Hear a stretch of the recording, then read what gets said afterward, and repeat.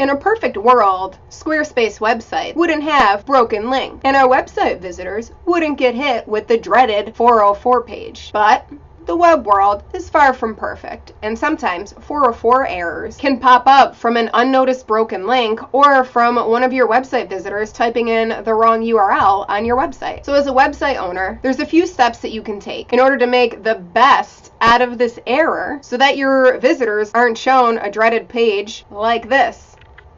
Looks like gibberish, right? The good news is that there's a way to customize this error page on your Squarespace website without knowing any code. And that is what I'm walking you through today in this video. Okay, so today we're diving into customizing the lovely 404 page on your Squarespace website. If you're not sure what a 404 page or 404 error is, click the link below in the video description and head over to my Website Wednesday video that explains all of that. But if you're ready to dive into customizing your own 404 page, then you're totally in the right place.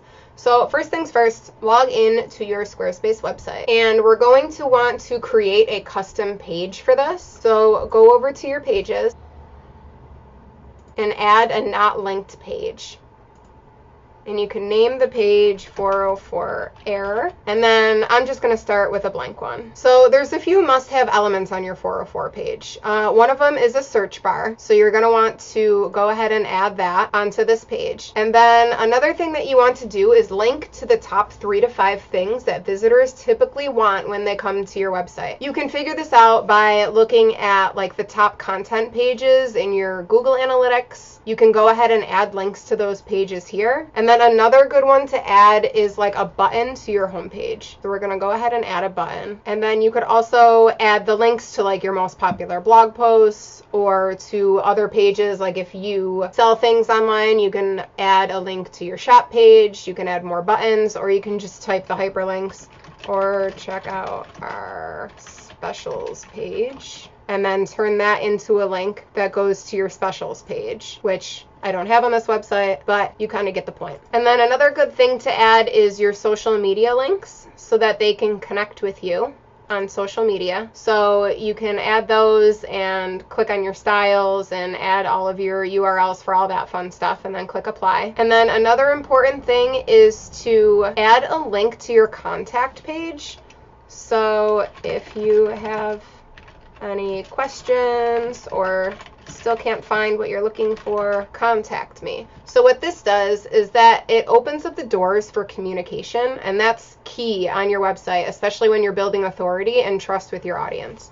So then just make sure that this link goes to your contact page and then save it. And then you can also add a sign-up form to your email list. This can help you convert your website visitors even when they end up on the wrong page. So you guys know you have to pick out the storage and all that fun stuff in order to connect it. So we can drag these around and, you know, make it as pretty as possible. But the main point is to tell people how to get to where they want to go.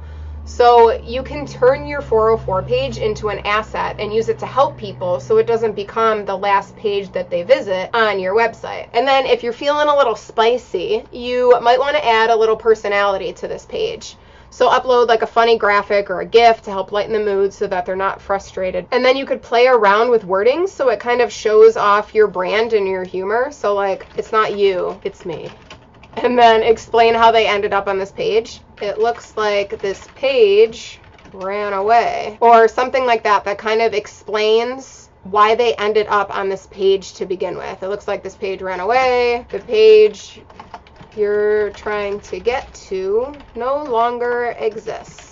So you can basically play around with that wording just to make it clear to how they got on that page and why. And you can keep this super general because, I mean, you're not going to know exactly how or why they got on it, but just adding a quick explanation totally helps reduce the frustration on the user's end. And you could also look up 404 page examples. So there's a really funny one by Magnet that looks like this. And they use that clever image right there of the Venn diagram to kind of make a joke about it and make it a little bit lighthearted. Basically, after you create your page, and I hope that your page looks a little bit prettier than this one, and then you're going to hit save, and then you're going to go back to your settings area in your Squarespace website, And then you're going to want to click on Advanced, and then 404 error, page not found. And then this is the system default that comes up. So you can actually copy like this content if you couldn't find, like what to write on yours, and then add, your search bar, your social icons, quick link to your contact page and to your home page. And then you would just click on the new page that we created and then click save. And now instead of getting the system default, which just looks a little bland, your users will be taken to this lovely page that allows them to easily get to where they want to go. So that's it. If you have any Squarespace specific questions that you'd like answered, go ahead and pop them below in the comments so that I can take a look and possibly create a video for you. And if you like this tutorial, give it a quick thumbs up for me, and don't forget to hit that subscribe button so you don't miss out on all of the Squarespace tutorials that I have coming out soon.